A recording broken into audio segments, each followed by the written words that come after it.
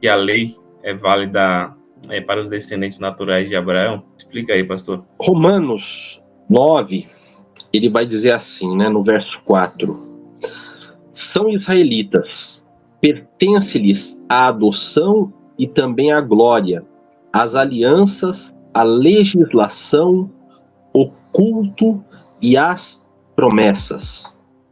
Então, quer dizer, a pessoa ela pega uma parte do versículo e argumenta, né? Aos israelitas pertence então a legislação, a lei. Então é deles, né? O sábado é deles. Só que ignora que aqui ele fala claramente, também a eles pertencem as alianças. Tanto a aliança no Sinai, quanto a aliança com Abraão na fé, quanto a aliança, né, com Cristo no Calvário. Não é uma aliança, queridos, a aliança está no plural. Será que alguém tem alguma dúvida de que nós não somos participantes da aliança? Entendam, existe uma raiz e um tronco, tá? Este é Cristo. Este, ele se apresenta por meio da palavra, das promessas, por meio das alianças, por meio dos mandamentos. Veja, até separei aqui, né? Quando nós falamos em aliança, né? Aliança vem de uma palavra hebraica chamada berit. Berit. Berit, ela é traduzida como pacto, sociedade ou concerto. Então, o que é aliança? Aliança é um concerto.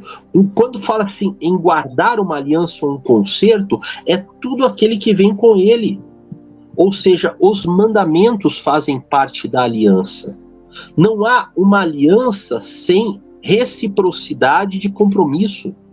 Então, quando você se casou, ou quando seus pais se casaram, ou quando alguém da sua família se casou, trocou alianças, né, subiu ao altar, houve o quê? Houve uma troca de juramentos, né? Quer dizer, compromisso de um para com o outro. Não há uma aliança se não houver compromisso de um para com o outro.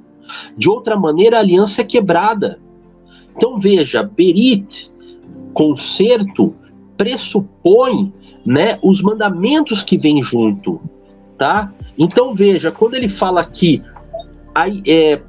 ao povo de Israel pertence as alianças, ninguém ignora que nós fomos incluídos.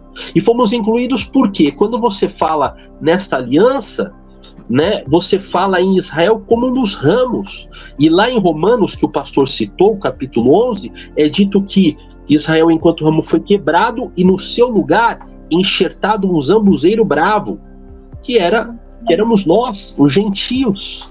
Então, nós fomos colocados em outra aliança, nós fomos colocados em outro concerto, com outros mandamentos, de forma alguma. É a mesma que também eles estão. E é dito que no final dos tempos eles serão novamente enxertados lá, né? Justamente a salvação total de Israel segundo as profecias. Então, queridos, é uma ilusão hipócrita, né, dizer que nós não temos nada a ver com a lei. Se nós temos a aliança, nós temos também a lei. É o concerto, é um todo aqui. Eu creio que nenhum de nós, nenhum gentio ou nenhuma igreja evangélica vai dizer que o Novo Testamento não é para ela, né?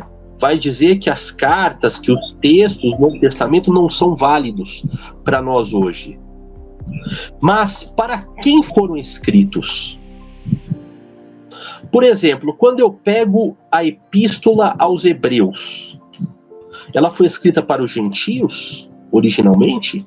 Ela que vai nos explicar sobre os sacrifícios, o supremo sacrifício de Cristo, sem ela nós não temos o correto entendimento? Não.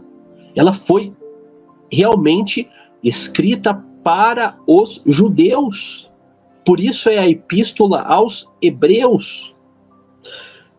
A carta de Tiago. Tiago, que era presidente da igreja, né? Por ocasião do primeiro concílio, lá em Atos 15, né? O que eles pegam e falam, tá vendo? Aí você só precisa guardar essas coisas aqui. Pois bem, a carta que ele escreveu, Tiago, ele escreveu para quem? Para nós, gentios. Hoje nenhuma igreja diz que não devemos obedecer o que está escrito lá. Mas a carta ela é escrita a quem? Às 12 tribos que se encontram na dispersão. Ou seja, aos judeus. Então, queridos, nenhum cristão tem dificuldade de entender que as promessas, o que está escrito nestes textos são para nós. Por exemplo, nenhuma igreja deixa de ter os seus presbíteros que vão e oram pelos enfermos. Mas quem nos ensina isso? Tiago. Só que a carta foi escrita para as tribos da dispersão, para judeus. Então, é uma grande hipocrisia nós falarmos que a lei, porque está escrito lá em Êxodo 20 e verso 2, ela foi dada só para os judeus. É claro que os judeus foram aqueles, o meio pelo qual essa palavra chega a nós, assim como a salvação chega a nós por meio deles. Afinal, Jesus era judeu. Mas ninguém ignora o fato de que a salvação pertence a todos nós. Então, seja no chamado Antigo como no chamado Novo Testamento, não há dúvida de que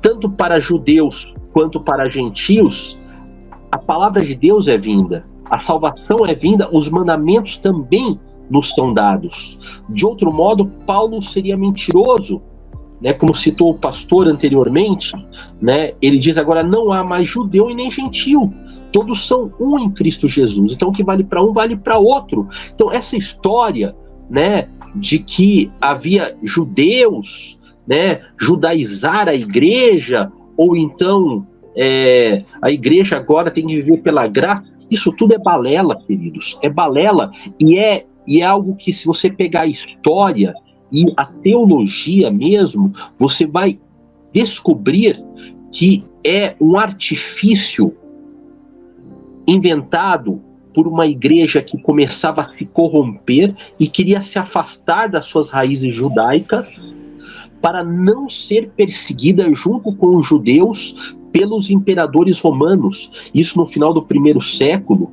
especialmente ali no ano 135, quando, né, os judeus são duramente reprimidos. A revolta de Bar Kokhba é duramente reprimida lá em Israel, né, e Jerusalém ela é arrasada, e o imperador Adriano manda construir a Ilha Capitolina, né, uma cidade pagã sobre Jerusalém.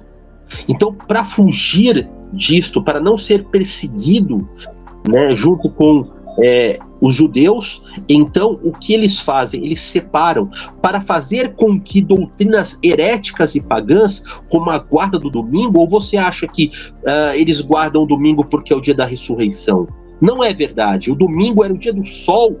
E quando o cristianismo se torna uma religião oficial no Império Romano, é preciso que agora aqueles então que são colocados como cristãos, mesmo com práticas pagãs, não sejam excluídos. A igreja possa ter trânsito, já que ela é oficial. Então o que ela faz? Ela então inventa um subterfúgio para pegar um dia pagão e cristianizar esse dia. O domingo, por exemplo, ele ocupa o lugar do sábado. Para quê? Para que a igreja seja bem aceita, não seja perseguida, mas possa abarcar os pagãos que continuavam celebrando esse dia. Já continuem celebrando, só que troquem o nome. Em vez de honra ao sol, digam que estão honrando o sol da justiça, e deem a esse sol da justiça o nome de Jesus. Então isto é uma tremenda hipocrisia, tá? Isso é disfarçar o pecado, tá? Isso é fazer com que o não terás outros deuses diante de mim seja encoberto e a levar multidões ao erro. E aqueles que defendem esse tipo de coisa, não sou eu que digo, é a palavra que diz, vão pagar o preço juntamente. Porque, presbítero Williams, a palavra de Deus se encerra no Apocalipse, né? O último dos escritos, que é um escrito grego, e que vai dizer o seguinte: eu, a todo aquele que ouve as palavras da profecia deste livro, testifico, se alguém lhes fizer qualquer acréscimo, Deus lhes acrescentará os flagelos escritos neste livro. E se alguém tirar qualquer coisa das palavras do livro desta profecia, Deus tirará a sua parte da árvore da vida, da cidade santa e das coisas que estão escritas neste livro. Ainda, no verso 10 do capítulo 22, não cele as palavras da profecia deste livro, porque o tempo está próximo. Continue o injusto. O que é injustiça? É quem pratica iniquidade, ou seja, transgride a lei de Deus. Continue o injusto a fazer injustiça. Continue o imundo a ser imundo. Imundo é o quê? É aquele que se suja na lama? Literalmente? Ou é aquele que come carnes imundas, aquele que se torna imundo segundo o conceito da lei? Ora, queridos, sejamos razoáveis. A lei é o testemunho. O justo, porém, continue na prática da justiça e o santo continue a se santificar. Sem a santificação, ninguém jamais verá Deus. Então, vamos nos separar para servir a Deus em espírito e em verdade, e não há como servir a Deus em espírito e em verdade e nem se santificar se não tivermos compromisso com a palavra e a lei de Deus.